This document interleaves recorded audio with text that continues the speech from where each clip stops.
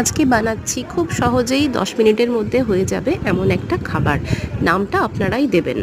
যার জন্য লাগছে পরিমাণ মতো সুজি, টক দই, পেঁয়াজ কুচোনো, এটা পুরোটাই অপশনাল, চাইলে নাও দিতে পারেন, কাঁচা লঙ্কা কুচোনো, গাজর কুচোনো, ফোড়নের জন্য শুকনো লঙ্কা, কারি পাতা এবং সর্ষে। প্রথমে সুজি আর টক দইটা একটা বাটিতে ভালো করে মিশিয়ে নিয়ে ঢাকা দিয়ে 10 মিনিট মতো রেখে দেব।